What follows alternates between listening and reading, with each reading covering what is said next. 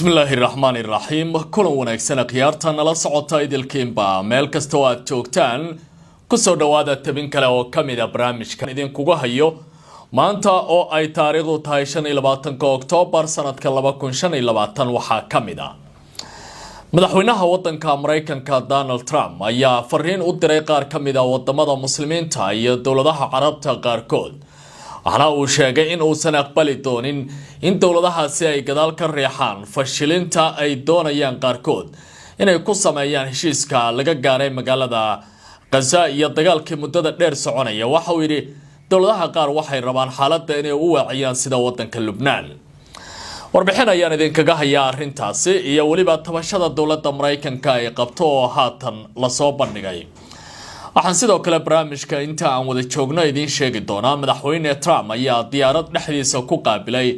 ra'iisul wasaaraha wadanka Qatar iyo boqorkaasi wadanka hogaamiya Tamim bin Hamad Al Thani xilli Trump uu ku guda jiro booqashadiisa oo ku marayo gobolka ama qaaradda Aasiya dowladda Shiinahana waxay dharbaaxad diblomaasiyadeed oo adag ay ku dhufatay wadanka Jarmalka kadib markii madaxweyne Xi Jinping uu sheegay in uusan doonin inuu qaabilo hogaamiyaha wadanka Jarmalka Friedrich Merz kadib markii uu qeexay in dowladdu ay u muuqato waa Jarmalka mid aan dheelitirayn awoodaha dhaqaale iyo saaxiibtinimada labada qaran ka dhaxaysa Shiinaha waxa uu bilaabay bahdilaad diblomaasiyadeed inuu kula dhaqaaqo qaar kamid ah wadamada Yurub haddaba goorma ayaa la rajeynaya in madaxweynaha wadanka Jarmalka uu gaamo hogaamiyaha dalka Jarmalka uu gaaro wadanka Shiinaha warbaan idinkaga hayaa arrintaasi khiyaaray waxaan sidoo kale barnaamijka inta aan wada joogno aynu eegi doonaa madaxweyne Trump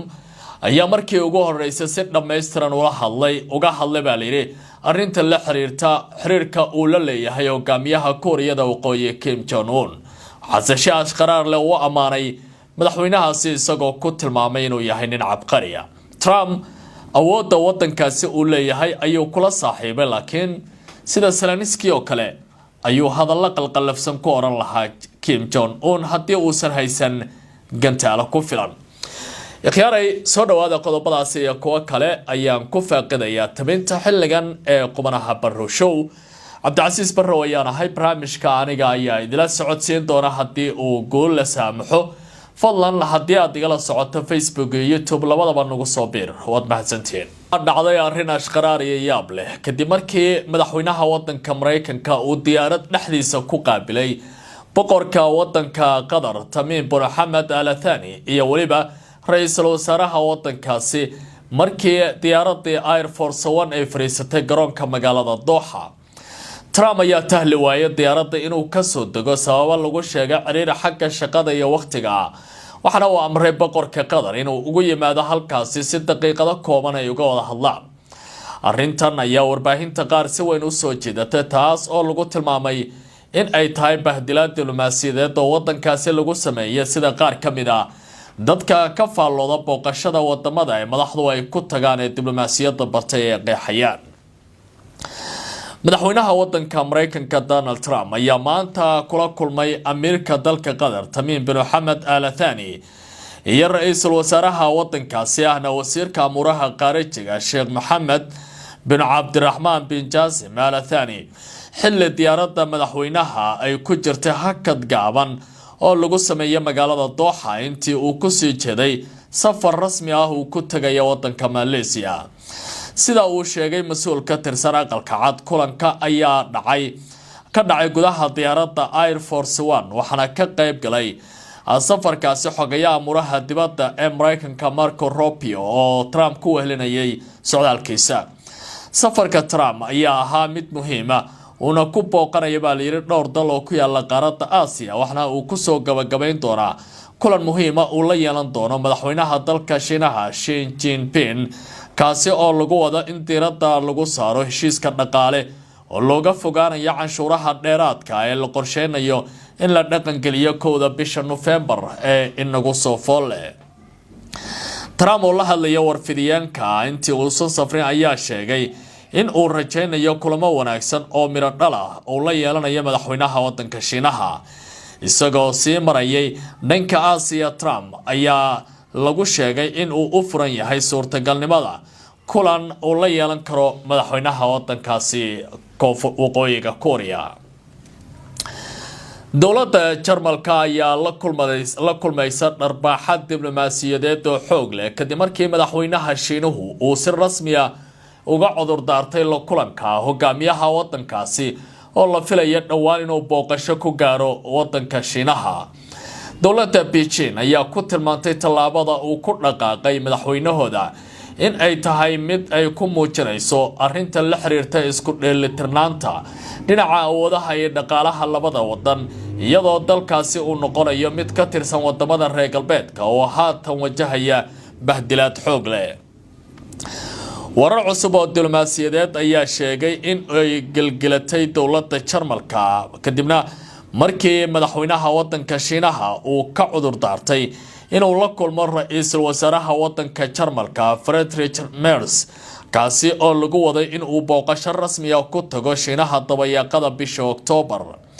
sida uu qoray wargeys lagu magacaabo DW oo dalka Jarmalka ka soo baxa oo la yiraahdo Die Welt ayaa go'aankan ku tilmaamay mid lama filaan ah xilli shii ay sababay baa layiri in ra'iisul wasaaraha Jarmalka uu baajiyo xafiiskiisa qorshaysnaa arrimaha safarkiisa qorshaysnaa, arrintaasi oo loo arkay dharbaaxad diblomaasiyadeed oo weyn oo ku dhacday dowladda Berlin. Merz iyo xukuumaddiisa cusub waxay rajeynayeen inay booqasho ku tagaan dalka Shiinaha, taasi oo noqonaysa bilow cusub oo xiriir diblomaasiyadeed iyo ganacsi oo u dhaxeeya labada wadan.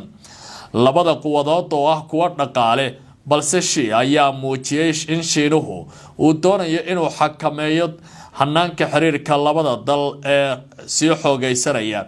hase ahaatee waxa uu muujinaya dowladda Jarmalka siyaasadda ay qaadatay inaysan ahayn mid laga soo dhaweynayo wadanka Shiinaha. ilaa iyo hadda dowladda Shiinuhu ma aysan bixin sabab rasmi ah oo ku saabsan diidmada kulankaasi yeeshee falanqeeyayaal arrimaha caalamka ayaa tilmaamaya in Beijing ay rabto inay fariin adag u dirto dowladda Berlin, taas oo muujinaysa xiriirka labada dhinac inuusan ahayn mid isu dheelitiran, isla markaana Berlin looga baahan yahay inay dib u eegto siyaasadeeda ganacsi istiraatiijiyadeed ee ku wajahan dowladda Shiinaha. falanqeeyayaal badan ayaa ku tilmaamay dhacdadan inay astaan u tahay xaaladda cusub ee gabadhacleynaysa ee siyaasadda caalamka, taas oo diblomaasiyadda dunidu uu galay weji cusub oo adag oo laba wajiileyn hore aan loogu arag ay hadda dib u bilaabeen, waxaana haatan muuqanaya xaaladda inay tahay mid walaaceeda leh. madaxweynaha wadanka Mareykanka Donald Trump oo ku guda jiray safarkiisa uu ku marayo wadamada qaaradda Aasiya ayaa markii ugu horeysay ka hadlay xiriirka shakhsiyan uu la leeyahay hogaamiyaha Kuuriyada Waqooyi Kim Jong Un. Trump oo intaanu ka bixin aqalka cad la hadlay wariyaasha ayaa tilmaamay in xiriirka uu la leeyahay hogaamiyahaasi uu yahay mid caada maraya, waxna uu ku qeexay hogaamiyaha Kuuriyada Waqooyi nin cabqari ah oo loo baahan yahay in si weyn looga faa'iideysto. madaxweynaha wadanka Mareykanka Donald Trump ayaa sheegay in uu leeyahay xiriir aad u wanaagsan oo uu la wadaago hogaamiyaha Waqooyiga Korea Kim Jong Un, isagoo muujiyay rabitaankiisa ah inuu la kulmo inta lagu guda jiro safarka cusub ee Aasiya oo ah kii ugu horeeya tan iyo markii dib loo doortay Trump inuu ku gaaro qaaraddaasi isagoo socdaal ku bixinaya wadamo muhiim ah. Trump oo la hadlay warfidiyaanka ka hor inta aanu ka dhoofin Washington isagoo ku sii jeeda koonfurta Korea ayaa sheegay in uu si buuxda ugu furan yahay inuu la kulmo Kim Jong Un. waxaan jeclaan lahaa in aan la kulmo, wuu og yahay in aan u socono halkaasi, ayuu Trump yiri isagoo jooga aqalka cad. xiriirka labadeena waa mid wanaagsan, 100% waa uu fiican yahay, waana jeclaan lahaa in aan la kulmo, ayuu hadalkiisa ku celiyay. Trump iyo Kim ayaa kulankoodii ugu dambeeyay yeeshay sanadkii 2019 xilli labada dal ay ku kala aragti duwanaayeen barnaamijka nuclearka ee Waqooyiga Korea iyo siyaasadda cunaqabataynta ee Washington. inta lagu guda jiray safarka Aasiya, Trump ayaa lagu wadaa in uu booqdo Japan, Malaysia, koonfurta Korea iyo waliba